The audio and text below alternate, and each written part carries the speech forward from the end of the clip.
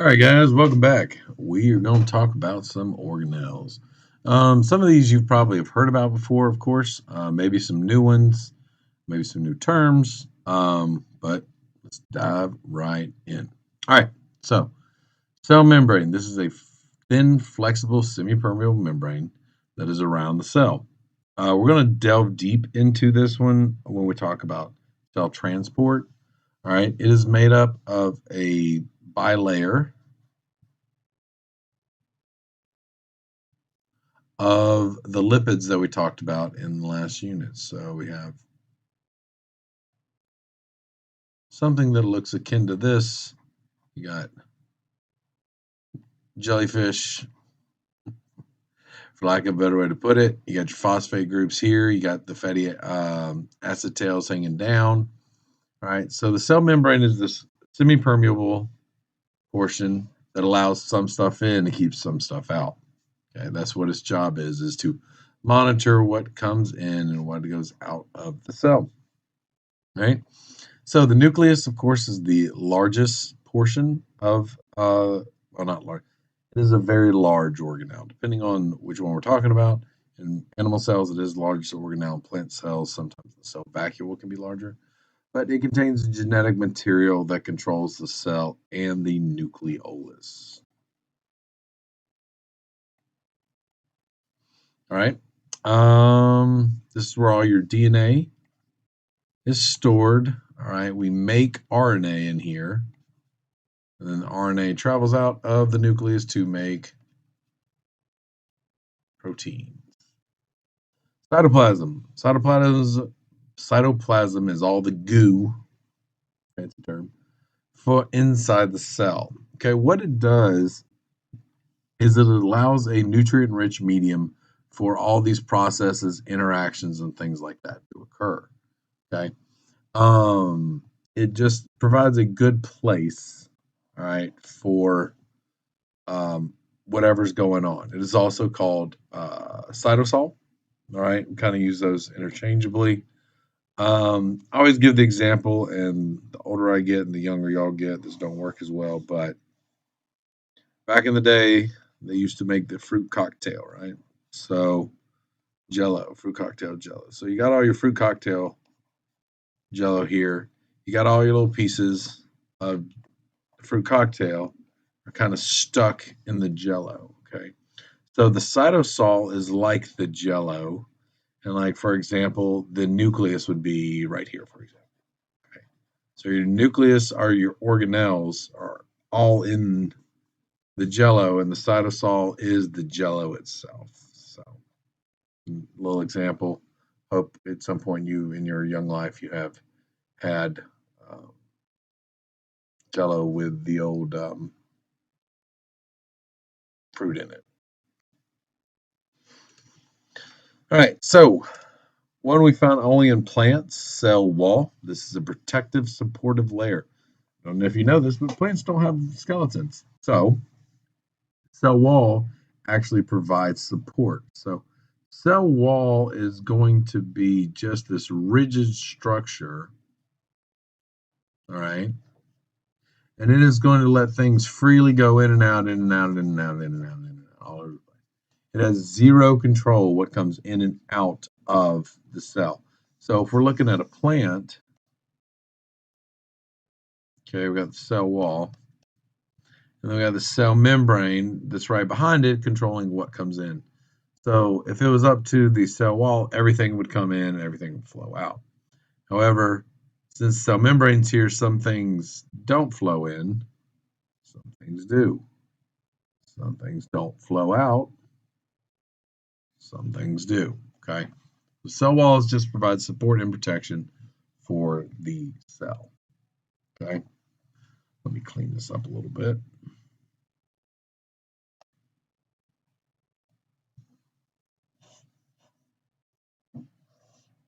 Okay. So plants and bacteria, some algae, some fungus all have cell walls. No animal cell has a cell wall. Okay. You just don't. It is what it is. Okay. Accept it. Learn it, move on. All right, the cytoskeleton. This one is might be new for us. Is a network of protein filaments that helps maintain, all right, the cell shape. All right, and it also helps in movement. So we got this essentially fluid filled sac, and if you've ever filled a water balloon and or a like Ziploc bag with water and like laid it on the counter, it doesn't look like, you fill it up and it's all full and everything. You lay it on the counter, it goes like blue. All right, it turns into like this blob. Okay, so cells can't do that. Okay, they have to have some kind of support and some kind of structure inside of them. All right, so we have these two things. We have microfilaments and microtubules. Okay, so microtubules, as you can kind of see here, very much look like a tube. Okay, that provide a pseudoskeleton-ish kind of thing um, in the uh, in the cell. Okay, they can use this for movement from one part of the cell to the other. The organelles can. All right, but they are here to help things move around inside of the cell. All right, and then on the bottom of this picture, we have it's labeled at the bottom of this picture, are these microfilaments all throughout the entire thing. Okay. These are going to provide more structure and framework for the cell. That way it doesn't turn into this blob. So we got one microtubules kind of used as the highway of the cell. And then you got your microfilaments here, which are going to help that cell maintain its framework, its shape. All right, centrioles. These are used in cellular division. Um, they're usually in and around the nucleus. All right, we'll talk about this more, but they will kind of migrate to opposite sides of the cell. When we go through cellular division, they'll grab a hold of the chromosomes and go back. We'll talk a plethora about that later. All right, the control center, the nucleus. Like I said, it stores the DNA, has chromatin and chromosomes inside. We're going to talk about the difference between these two. They're essentially the same thing in different stages of coiled, I guess would be the best way to put it. It houses the nucleolus, like we talked about last time. Very dense region and responsible for making ribosomes, right? And surround that is a nuclear envelope. So you have the nucleus, or the nuclear envelope, but then on the inside of that, you have the nucleolus. So you have all your DNA, RNA, all your DNA out here, all right? And in the nucleolus, we're going to be making those ribosomes, which it will send out to do making proteins and various other functions throughout the body. All right, ribosomes, like we just kind of talked about, they're rRNA. They make up proteins. They can be free, aka attached to the rough ER, or they can be just floating around dotted throughout the cell.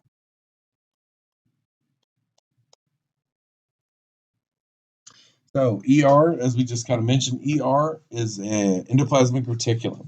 Okay, we have smooth and rough. One is studded with ribosomes, and we're going to make mainly proteins.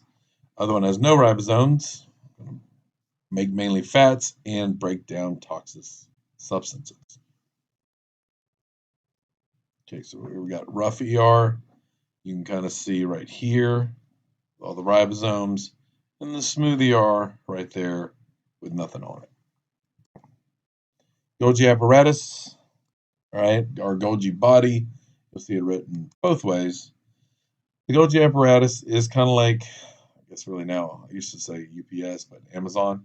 They package and ship things all over. They finish the process of the Golgi or the rough ER and the smooth ER. They help carry all these things all over the body. They package them in what we call vesicles, which is just like a little tiny package. All right, so we got our protein in here that's packaged and it goes off into La La Land wherever it needs to go. Looks kind of like that. Lysosomes are digestive. They're filled with digestive enzymes. Their job is to go in and break down materials. Could be pathogens, could be bad things, could be old dying cells, could be old dying organelles. It's a host of things, but really its job is to recycle stuff. So if I got like a chloroplast and it's run its course, the lysosome will come, engulf it over time, kind of take it in and gobble it all up and reuse those compounds and elements that made that thing up and use them somewhere else. So as much as it is a pathogen, it's going to kill bacteria or viruses, things like that. It also is like a recycling center. So you can kind of see here something comes in, it gets put in a vesicle, lysosome comes in, bam, breaks it down, all right, and then it's used for whatever it needs to be used for. Vacuole, drop in there. There we go. Vacuoles are found in both plants and animals. What we have in plants is a large vacuole. All right, this is where it hides food, minerals, extra water, um, and it stores, and it will kind of the bad things or what the yucky parts that it holds are the waste of the cell. Okay, chloroplast. We should all know this one, right? Found only in plants, plants, algae, and some bacteria. It helps convert light into chemical energy. So we could take light energy into chemical energy in the process of photosynthesis. It contains chlorophyll, right? It is chloroplast, but it contains chlorophyll, which is the green pigment. Mitochondria, the powerhouse of the cell. What it means by that, and we're going to get into these last two more in depth in cell energetics. Okay, this is the whole thing it's going to be doing is taking in food molecules and giving us ATP. Okay, so it's energy, or it's like powerhouse of the cell, whatever in the world that means. Okay, but what it's making is ATP or adenosine triphosphate. Okay, that's actually what helps your muscles move. That's actually what your body needs. I mean, it's great and all that we eat bread and pasta and meat and all these other things, but if we don't have ATP, we ain't doing nothing. Involved in cellular respiration, like I said, turning carbohydrate into energy, aka ATP. The cells that need more energy have more mitochondria. So cells that have a lot of mitochondria, heart cells, right, lung cells, muscle cells, right. Those are kind of the ones that are going to have a lot of extra mitochondria because their whole job is to move, do, so they need more energy.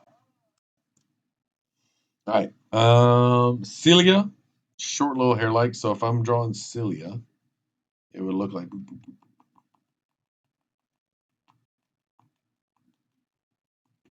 Okay. Short little hair like both of these two things are involved in movement.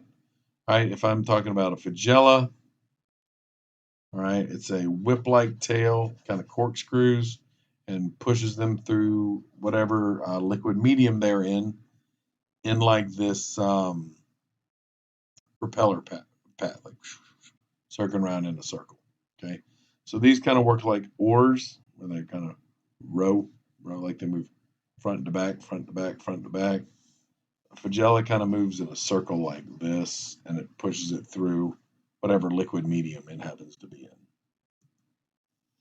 All right, plants and animal cells. How are they different? Cell wall, chloroplast, large central vacuole, no centrioles. Half centrioles, no cell wall, no chloroplast, no large vacuole. So this does have vacuoles, but it doesn't have this huge one like this in this picture. This whole thing is the vacuole, and this you would have like beep, like that would be a vacuole. Okay. All right, guys, that's it. Come in with questions tomorrow. Once again, I think this is good kind of flashcard material. I don't think you necessarily need to. This is kind of memorization of things, so it's not so much a synthesis of things. All right, guys, have a good day.